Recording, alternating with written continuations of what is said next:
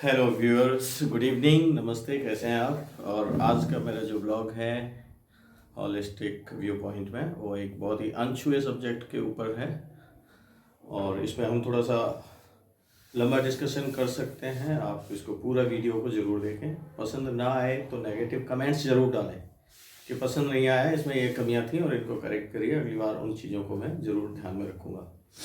तो आज का मेरा सब्जेक्ट है how to use your car. अभी क्या हुआ है कि car is no more a luxury, it is a necessity. ठीक है, तो अभी क्या है, नेसेसिटी है। जो सैलरीड लोग हैं, जो अपने कॉरपोरेट में काम कर रहे हैं या फिर गवर्नमेंट जॉब्स में हैं, फैमिली उनकी मतलब माइक्रो फैमिली है, न्यूक्लियर फैमिली है, तो मतलब एक 5 सीटर कार का रिक्वायरमेंट हमारी जो मिडिल क्लास फैमिली और लोअर मिडिल क्लास फैमिली में एक रिक्वायरमेंट बन चुका है। तो अभी कार एक नेसेसिटी है। अभी इसमें एक चीज़ जो मैंने पिछले कुछ दिनों में देखी है, जिसमें इंक्लूडिंग मैं भी शामिल हूँ। और चूंकि मैंने आपको बताया हुआ है कि हॉलिस्टिक व्यू पॉइंट में यही है कि मैं ऐसी चीज़ों को कवर करूँगा जो मैंने खुद एक्सपीरियंस करी है in my life. It is not like bogus statement और something like just to impress people, no, it is purely based on my experiences in my life. अभी मैं आपको बताता हूँ, ये वीडियो है मिडिल क्लास या लोअर मिडिल क्लास के लोग जो कार को नेसेसिटी की बजाय एक मतलब एक स्टेटस सिंबल के तौर पे खरीद लेते हैं और फिर उसकी फ्यूल कॉस्ट या फिर उसके रनिंग एक्सपेंडिचर और उन सब का कहीं ना बहाना मारते हुए उनको यूज़ नहीं करते हैं, खड़ी रहती है गाड़ी।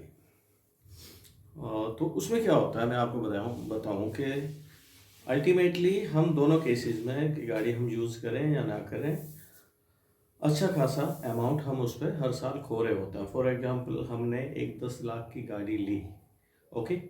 10 लाख की यदि कार आपने खरीदी है तो every year you will be losing around 1 lakh in its cost. हर साल हम उस पर 1-1 लाख रुपए तो उसकी कॉस्ट में ही डेप्रिशिएट कर लेते हैं।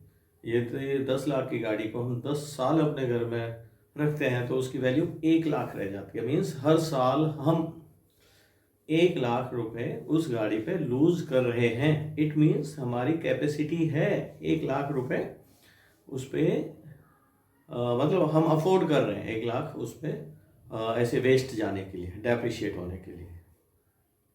जबकि अब वो खड़ी है, बहुत कम यूटिलाइज कर रहे हैं, चला नहीं रहे हैं, बैड वेदर में भी बाइक पे भागे घूम रहे हैं।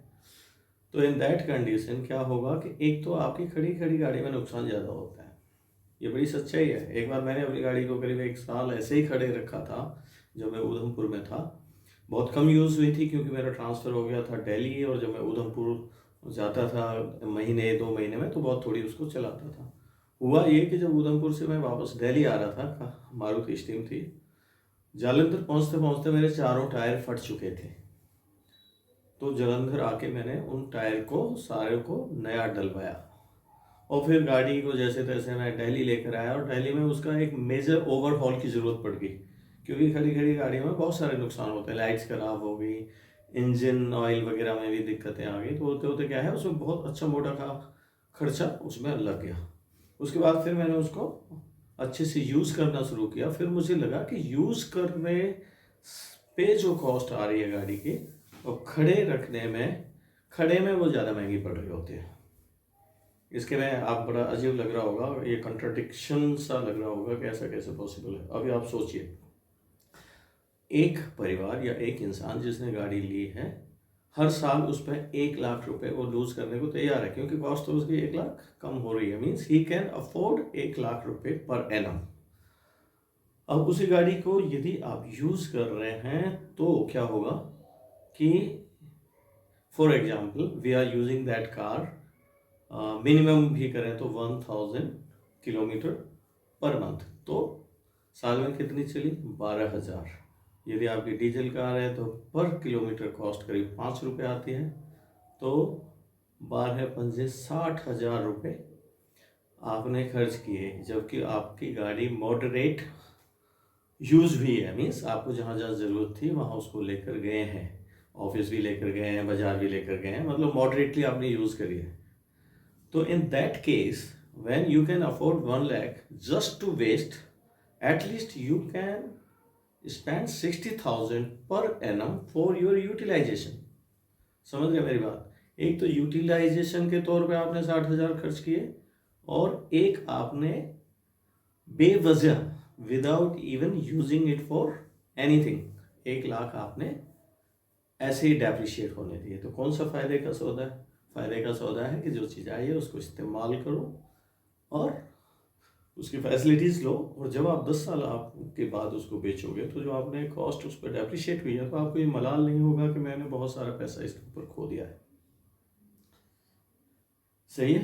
वीडियो यदि पसंद आया हो तो इसमें कमेंट वगैरह आप ज़रूर डालना। कुछ लोगों को लगेगा ये किसी को पर्सनल टारगेट करने का मेरा वो नहीं है, मैं अपने अनुभवों के मुताबिक ये आपको बता रहा हूँ। दूसरा, जैसे खड़ी खड़ी के टायर खराब हो जाते हैं, इंजन ऑयल पूरा वेस्ट हो जाता है, कई बार वायरिंग बेकार हो जाती है ना, वो सारी चीज़ें। और अल्टीमेटली जो सबसे बड़ा रीज़न है डेप्रिशिएशन ऑफ द कॉस्ट।